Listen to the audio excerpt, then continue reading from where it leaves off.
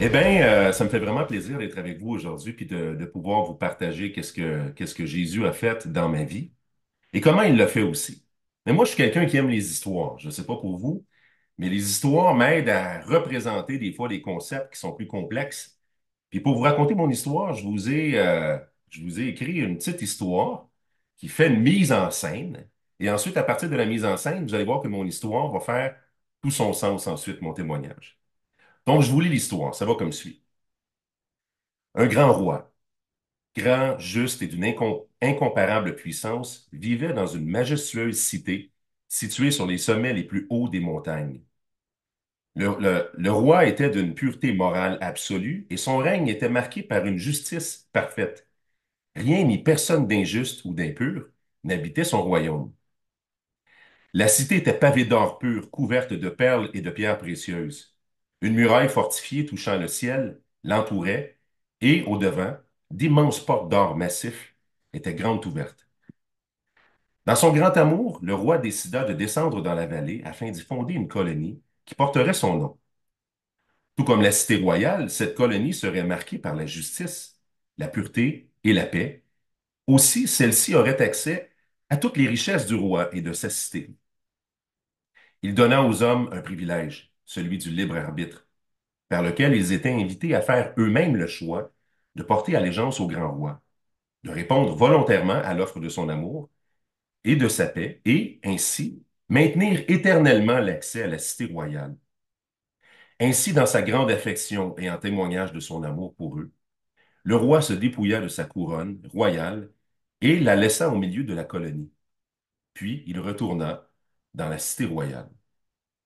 Malheureusement, fort de toutes les richesses, de la splendeur et de la beauté de la colonie qui leur avaient été données, les hommes préférèrent la révolte à l'allégeance et choisirent de se revêtir eux-mêmes de la couronne royale pour se porter allégeance et l'honneur à eux-mêmes. La pureté morale de l'homme fut souillée. Aussi son corps fut transformé à l'image de son âme et l'homme devint lépreux. Les hommes, n'étant pas faits pour porter l'honneur royal et voulant tous porter la couronne, se mirent à se battre et à se détruire entre eux. Dans la folie de leur révolte, ils se forgèrent de nombreuses couronnes et s'en revêtirent tous. Le roi, monté sur le cheval blanc royal, revint bientôt visiter la colonie. Il y trouva une colonie déchue, couverte de l'impureté de la révolte. Il y trouva une colonie de lépreux couronnés, de petits rois déformés. À la vue de l'imposante majesté royale, les hommes furent terriblement effrayés et se cachèrent. Le roi fut profondément attristé. La colonie que son amour avait fondée était à présent impure et coupable. Aucun lépreux et coupable ne pouvait entrer dans la cité royale, qui était marquée par la pureté absolue et la justice parfaite. Ils étaient condamnés. Le roi retourna dans la cité royale, puis s'écria d'une voix forte qu'on entendit dans toute la vallée. Voici le chemin que vous avez choisi. Vous n'aviez pas été créé pour la mort et la souffrance, mais votre révolte vous a infecté d'une lèpre qui vous tuera tous. L'accès à la pureté de la cité royale et à la vie éternelle vous est à présent fermé. Voici, vous ne me verrez plus à présent, mais je reviendrai à votre secours, je vous sauverai. Au son de ces paroles, la terre et les cieux furent ébranlés. Le chemin menant à la cité royale fut englouti en un gouffre sans fin, et les grandes portes massives de la cité furent fermées. Je ne sais pas si vous êtes comme moi, là, mais là, on a une histoire dans notre tête qui représente beaucoup de détails qui vont permettre de situer mon histoire à moi. Je vous donne les grandes lignes un peu de ce que l'histoire signifie, dans sa portée théologique, on pourrait dire. Quand Dieu a créé les humains dans le jardin d'Éden, Dieu est comparé dans cette histoire-là avec le roi. Il a créé les humains pour lui, il a créé les humains pour être en relation avec eux, mais il leur a donné le choix, le libre arbitre. C'était celui de décider de porter allégeance à Dieu ou de se porter allégeance à eux-mêmes. Et c'est ce que les humains ont fait en choisissant de manger du fruit de l'arbre de la connaissance du bien et du mal. L'arbre de la connaissance du bien et du mal, c'était le moyen par lequel les humains pouvaient faire le bien Le mal, bien sûr, hein, mais c'est pas le mal qui les intéresse dans le Jardin d'Éden, puisque le mal n'est pas une référence tangible dans le Jardin d'Éden. C'est le bien qui les intéresse. Le bien, mais pour leur propre honneur. Ils deviennent comme un genre de rival à Dieu. Mais Dieu avait dit que s'ils mangeaient du fruit de l'arbre de la connaissance du bien et du mal, ils mourraient. Mais ils ne sont pas morts sur le coup, mais ils sont spirituellement morts immédiatement quand ils ont goûté. Et c'est comme s'ils sont devenus, dans l'illustration que j'ai écrite, c'est comme s'ils sont devenus des lépreux. Mais vous savez, je ne sais pas si j'avais déjà vu un film à l'époque qui parlait d'une colonie de lépreux, une île qui s'appelait Molokai, au nord je pense que c'était Tahiti euh, ou c'était, en tout cas, peu importe. Et puis on envoyait les lépreux à cet endroit-là. Puis il y a certains lépreux, au début du stade de la lèpre, ça se voit presque pas qu'ils sont lépreux. Ils ont la peau saine encore. Et il y a des lépreux qui sont très, très décomposés.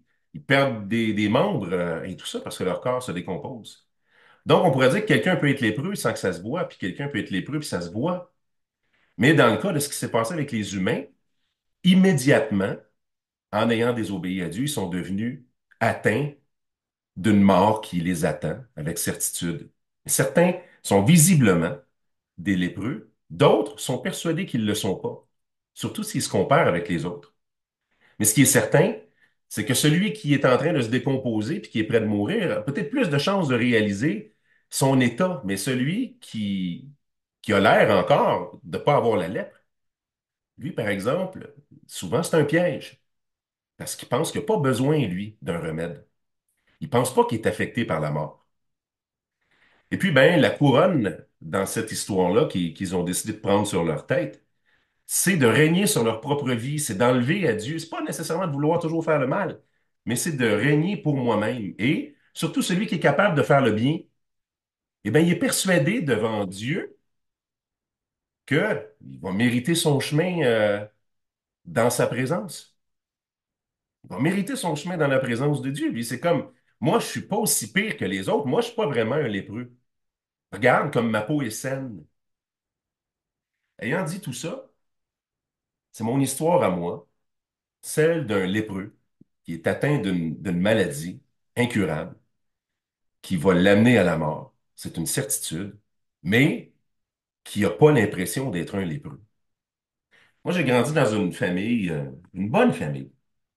Certains témoignages sont des histoires terribles dans l'enfance.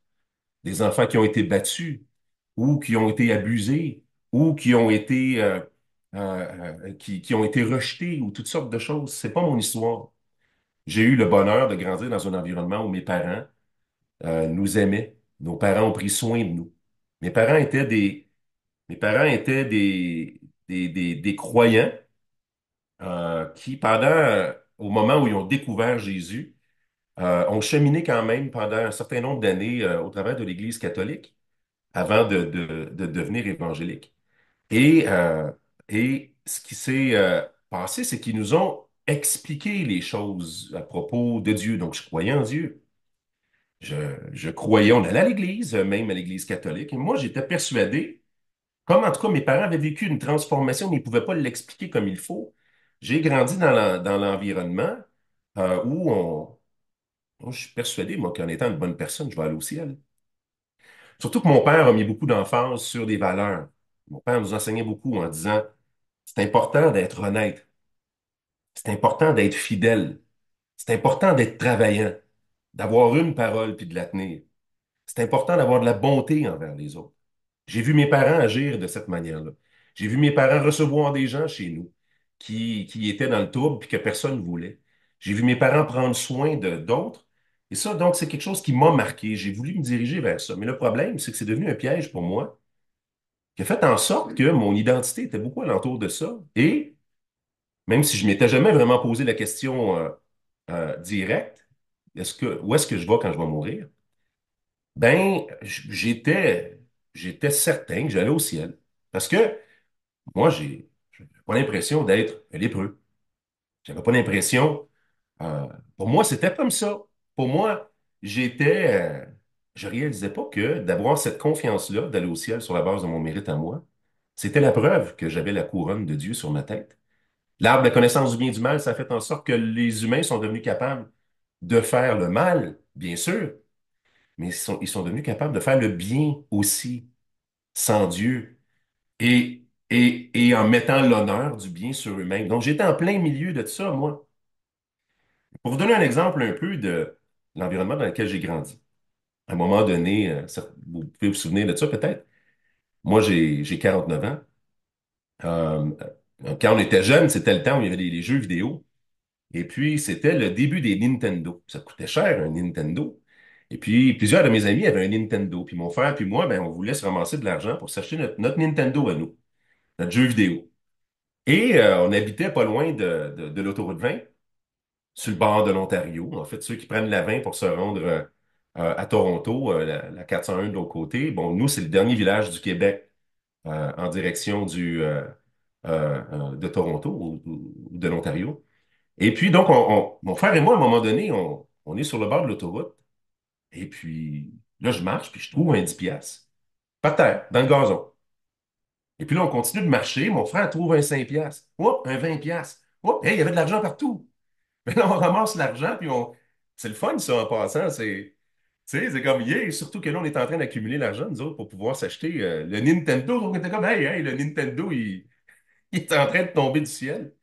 Et puis, sauf qu'on a trouvé autre chose aussi. Il y avait des reçus avec un nom dessus. Et puis, donc, on est revenu, puis on était dire ça à mon père. On était tout content. On disait, on va pouvoir acheter le Nintendo. Il avait passé pour l'acheter, mais il y avait comme 90 pièces. C'était, mettons, en quelle année? Peut-être 80.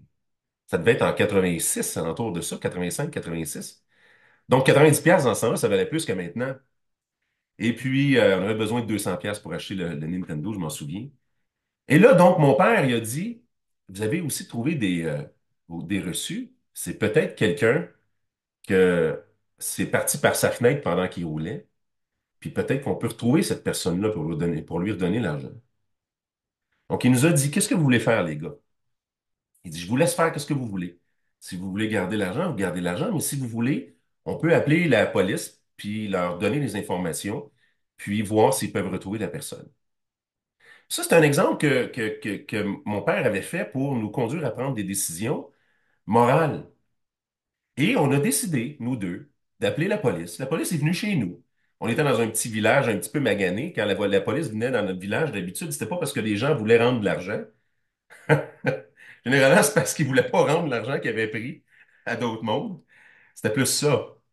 Et puis, les policiers étaient impressionnés. Mais ça fait partie de ce qui est dans moi quand je suis en train de grandir. C'est des décisions qu'on a prises. J'ai appris à être honnête. Et au moment de l'adolescence, donc, il y a plusieurs bonnes décisions qu'on a prises comme ça. Euh, Mon père se battait aussi avec une dépendance à l'alcool. Mon père était un homme bien, mais je savais que c'était un défi pour mon père. Et j'avais pris la décision aussi que je ne boirais pas, moi. Je n'aurais pas ce problème-là. Donc, j'arrive à l'âge de 14 ans. Là, mes amis font le party. Tout le monde découvre la bière. Et puis, et moi, encore là, je prends des décisions. Je ne boirai pas. Tous mes amis ont commencé à fumer, à toucher aux potes, par exemple, et tout ça. Je voulais pas fumer. J'ai jamais. Donc, j'ai pris plein de décisions comme ça. On s'entend, c'est des bonnes décisions, vous m'entendez, puis tout le monde est d'accord avec le fait qu'il n'y a rien. Tout ce que je viens de dire là, c'est toutes des choses qu'on souhaite pour nos enfants. Pas vrai? C'est vrai. Mais le problème, c'est qu'à un moment donné, mes parents ont commencé à aller dans une église évangélique à Valleyfield. Notre ville la plus proche, c'est Valleyfield. Et donc, ils ont commencé à aller à l'église baptiste évangélique de Valleyfield. Et là, moi, on était catholiques. Ça, J'aimais pas l'Église catholique, je trouvais ça plate à mort, j'haïssais ça quand on y allait, mais là, tout d'un coup, mes parents étaient plus catholiques, puis là, tout d'un coup, là, je devenais catholique. Là, tout d'un coup, j'étais très, très en réaction, je disais, mais qu'est-ce que c'est ça, cette histoire-là? Et là, surgit dans ma tête cette notion-là, ben voyons, c'est la seule Église, c'est l'Église qui a été fondée par Jésus, c'est l'Église des apôtres, et puis tout le reste, c'est des sectes et tout ça, puis... euh, et là, donc, j'ai été très en réaction. J'avais 14 ans. mais j'étais lucide. J'étais quand même tout là. Et là, mes parents ont voulu me parler de ce... Parce que là, maintenant, ils ont découvert et ils ont compris que Jésus était mort pour eux, puis qu'ils pouvaient avoir l'assurance de la vie éternelle en croyant en lui, par la foi. Sauf qu'ils n'ont pas pu m'en parler parce que je refusais catégoriquement qu'ils m'en parlent. Euh, et là, donc, moi, j'ai un frère et une sœur plus vieille et un frère plus jeune. Eux, ils sont allés à l'église de mes parents et puis tout ça. Moi, j'étais celui qui voulait rien savoir. Rien. Et puis, mais en secret, j'avais tellement peur de me rendre compte, j'avais tellement peur d'aimer ça. Et donc, ils n'ont pas pu m'expliquer l'Évangile. Et là, mes parents, ils faisaient tout ce qu'ils pouvaient. Ils invitaient le pasteur puis, à la maison et puis puis ils faisaient des feux de camp avec les gens de l'église parce qu'ils voulaient tellement que leur fils puisse entendre parler de l'Évangile. Puis moi, je les voyais arriver dans l'entrée, j'ouvrais la fenêtre puis je me pitchais en bas. Puis je partais à courir. Tu comprends? Je voulais parler à personne de ça. Mais, donc, ma mère m'a donné un Nouveau Testament. Et puis, j'ai commencé à lire le Nouveau Testament en cachette, bien sûr. J'ai fait semblant que je l'avais perdu, mais il était perdu en dessous de mon matelas. Plus tard, ma mère m'a confié qu'en faisant mon lit, elle savait bien qu'il était perdu en dessous du matelas. Mais moi, je pensais que je l'avais bien caché. Tu sais. Mais j'ai commencé à lire l'Évangile de Matthieu. Et puis, ça n'a pas été long que j'ai vraiment compris.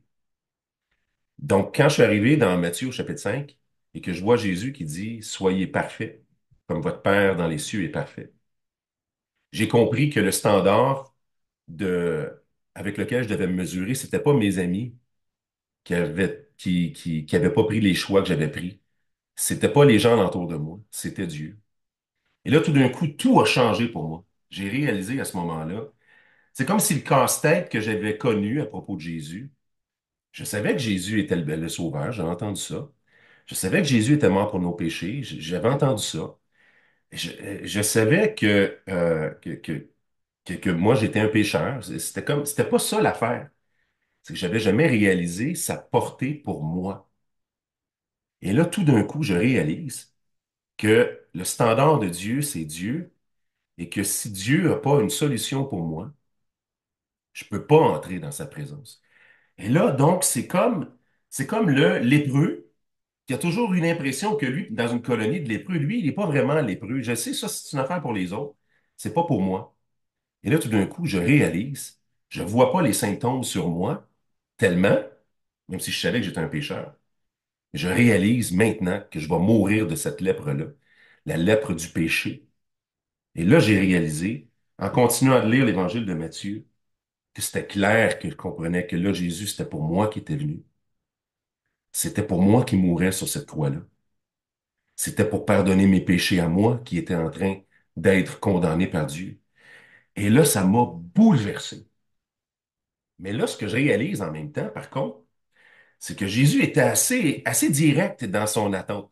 Donc, autrement dit, il n'y a personne qui m'a expliqué le message de l'Évangile, on pourrait dire. Il n'y a pas de gens qui ont pu me l'expliquer. C'est l'Évangile de Matthieu qui me l'a raconté.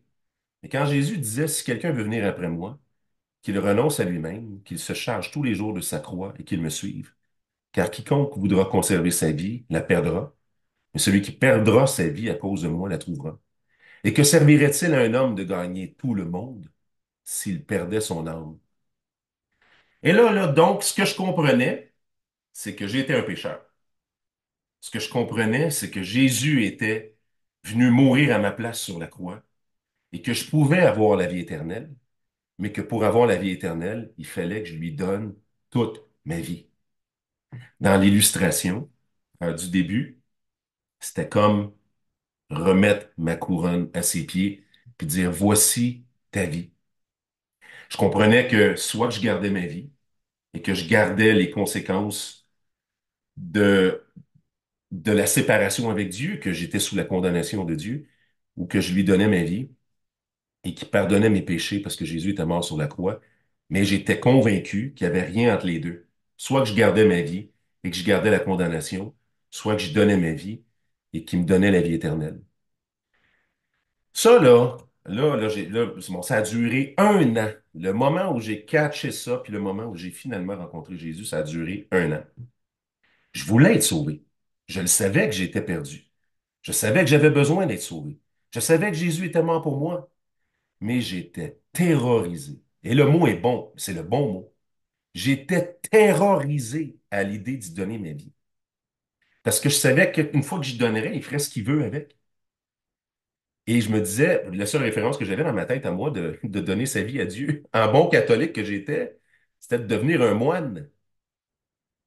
Et moi, j'étais pas du type moine.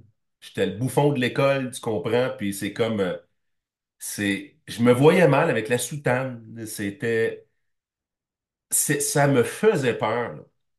Et là, j'ai commencé à parler de Jésus à mes amis, mais moi, je n'avais pas donné ma vie à Jésus. Parce que je savais qu'il avait besoin de Jésus.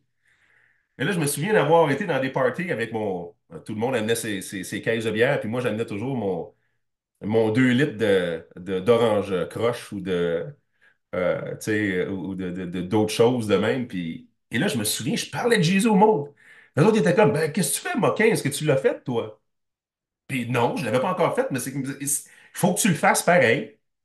Tu sais? Fait que donc, c'était évident que mon temps était compté. Je pouvais pas retenir ma vie tellement longtemps. Et là, finalement, un an plus tard, euh, j'en peux plus de me battre contre Dieu. Je le sais que je suis perdu. Je le sais qu'il est venu dans son amour mourir pour moi. Je le sais qu'il veut me sauver. Puis j'en peux plus. J'en peux plus. Je suis allé à l'église de mes parents pour la première fois. Et là, je pense que le pasteur, il a donné la gomme. Il était comme, ah, on prie pour lui, ça fait un an. Là, puis là, c'est comme il est là, là. Honnêtement, je me souviens pas de ce qu'il a dit. Je me souviens juste que j'ai vu d'autres jeunes en arrière qui avaient à peu près mon âge. Et puis, j'ai eu l'impression que j'étais pas tout seul. Et là, je suis revenu chez nous ce soir-là, un dimanche soir, tout seul dans ma chambre. Et moi, mes parents m'avaient appris à prier en passant. On priait avant de manger. On priait depuis qu'on était petit. On priait avant de se coucher. Donc, je ne pouvais pas m'endormir sans avoir prié. J'étais habitué comme ça. Et là, ce soir-là, là, je suis assis sur mon lit. Et là, je sais qu'il faut que je prie avant de me coucher. Sauf que là, j'ai plus d'énergie pour me battre contre Dieu. Là, j'ai une boule dans la gorge. Je suis plus capable de me battre. Et là, je le savais que juste ouvrir ma bouche pour m'adresser à lui, j'étais pour craquer.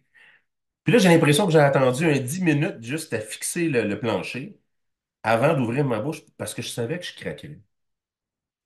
Et là, j'ai ouvert ma bouche. J'ai éclaté en sanglots. Et là, j'ai dit à Dieu, j'ai dit, là, t'es plus fort que moi. J'en peux plus. Je suis plus capable de me battre contre toi. Je me souviens clairement d'y avoir dit, ça fait un an que je le sais, que tu veux me donner la vie éternelle, puis que je continue de garder ma vie dans le fossé. Puis j'ai dit, là, si tu veux avoir pitié de moi encore, si tu veux encore me sauver, pardonne-moi. Fais ce que tu veux avec ma vie. Prends ma vie, sauve-moi, mais prends-moi avec toi. Et là, je sais que c'est différent de chaque personne. Pour chaque personne, l'histoire de la rencontre avec Jésus est différente. Puis ça m'est arrivé, ce que je vais vous dire là, ça m'est arrivé juste une fois dans ma vie. Mais j'ai entendu Dieu me répondre dans ma chambre. Audiblement, là. Au point où ça m'a figé, là. Au moment où je pleurais et que je disais, prends ma vie, fais ce que tu veux avec, mais pardonne-moi. J'ai entendu distinctement, je te pardonne et je t'aime. Et là, il s'est passé de quoi, là? Encore une fois, c'est différent pour tout le monde. Il s'est passé de quoi, là? Là, j'ai senti comme si comme s'il y avait un courant qui passait de ma tête jusque dans mes pieds, là, comme le frisson. J'ai senti Dieu rentrer dans moi. J'ai senti comme si 500 livres s'étaient enlevés sur mes épaules. Un peu comme si tu transportes un gros sac à dos lourd, lourd, lourd, mais que tu l'as toujours eu sur tes épaules. Et que là, tout d'un coup, on t'enlève 500 livres. Tes jambes bondissent tellement tu te sens léger. Dieu venait de répondre oui à ma requête. Dieu venait de me pardonner mes péchés. Et c'est comme si je sortais la tête de l'eau et que je respire pour la première fois. Et là, je comprends rien de ce qui se passe. C'est-à-dire, je connais rien à la Bible puis à la théologie à ce moment-là. Plus tard, j'ai compris en étudiant la Bible que ce phénomène-là s'appelle la régénération. Je viens d'être généré à nouveau. Généré, c'est comme quand on vient au monde, on a été généré par nos parents, on pourrait dire on a une première vie. C'est une deuxième naissance. Je viens de devenir vivant spirituellement à ce moment-là précis. Et là, mes amis, un débordement de l'amour de Dieu, là. Et là, je pleure, là, je pleure, je pleure. Je pleure, là, puis j'étais pas un braillard, là. Mais là, je braille ma vie, il n'y a plus rien à faire, là. Parce que je peux pas comprendre la grandeur de l'amour que je vis. On dirait que ça sort de partout, là. Et le bonheur, le bonheur, le bonheur. Donc, je me suis endormi au bout de mes larmes. Le lendemain matin, je me suis réveillé. J'ai tordu mon oreiller.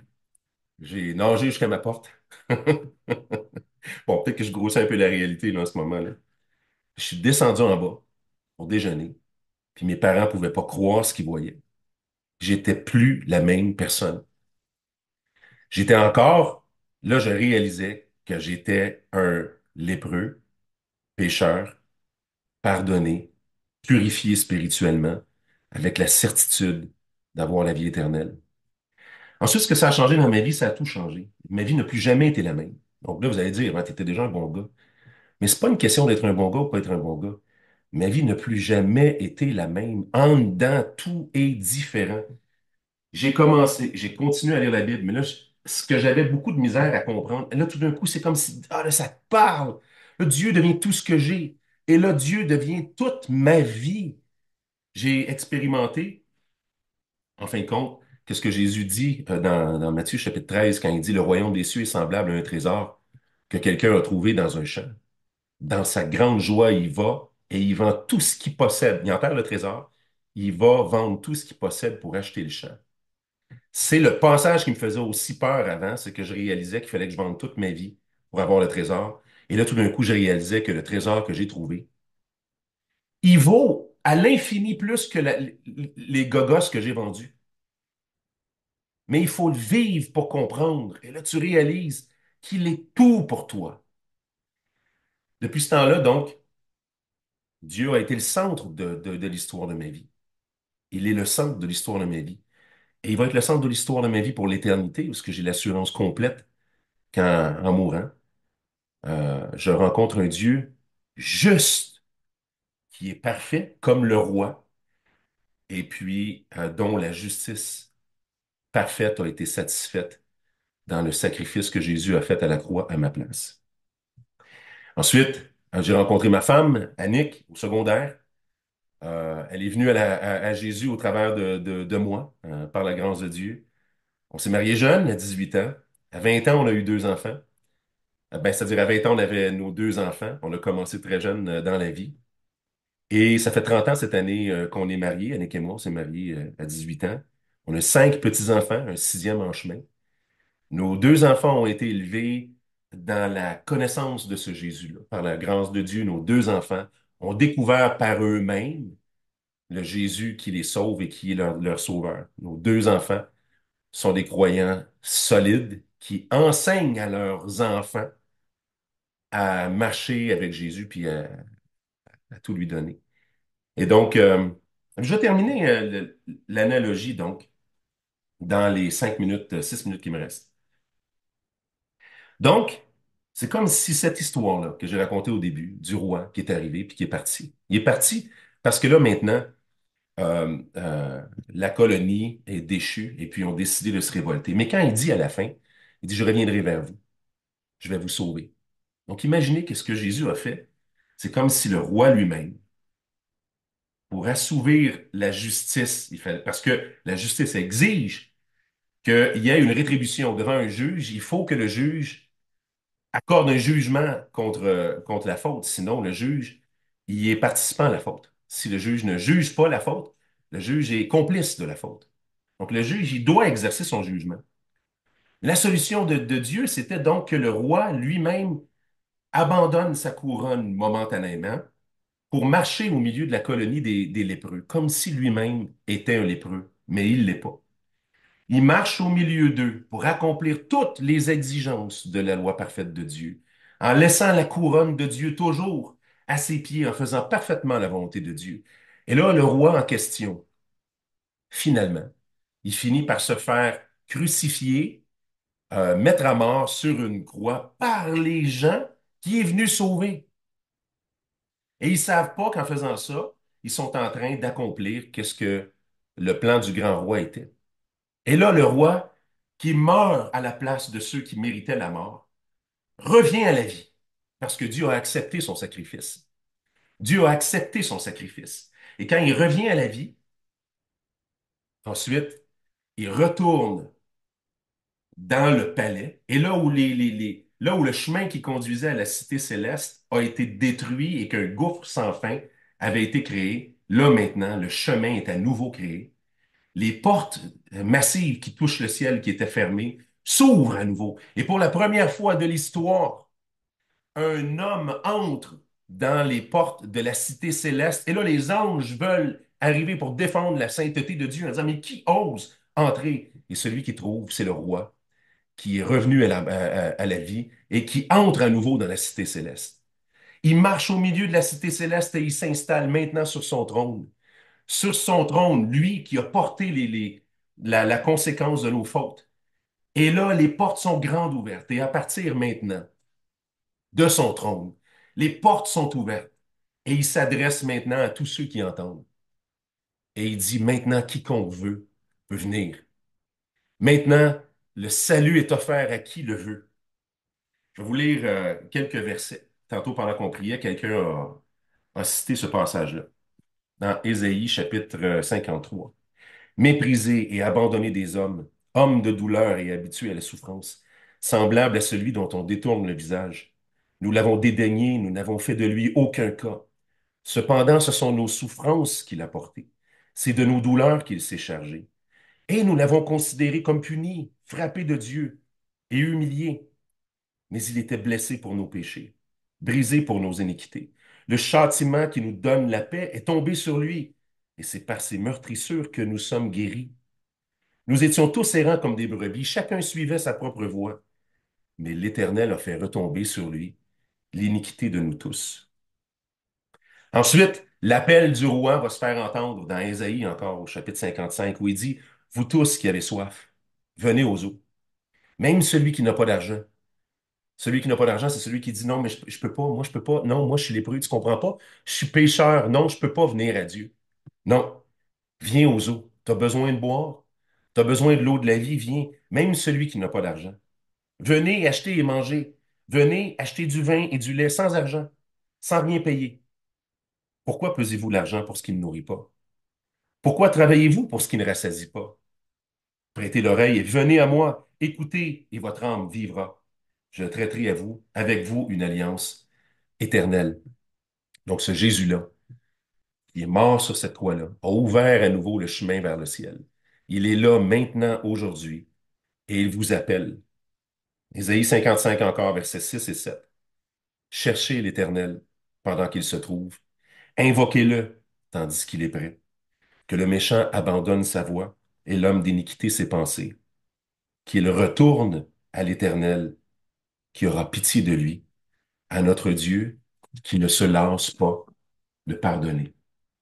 Vous pouvez avoir l'impression de ne pas être un, un lépreux. Euh, c'est un piège que vous devez renoncer aujourd'hui. On a tous besoin de venir à Jésus et c'est pour nous qu'il est mort. Vous pouvez avoir aussi l'impression que vous êtes tellement lépreux que ce Dieu-là ne peut pas pardonner votre péché. Venez à lui. Il se lasse pas de pardonner. Aujourd'hui, il suffit de se tourner vers lui, puis de faire ce que j'ai fait quand j'étais dans ma chambre, de lui dire si c'est vrai que tu es venu mourir pour moi.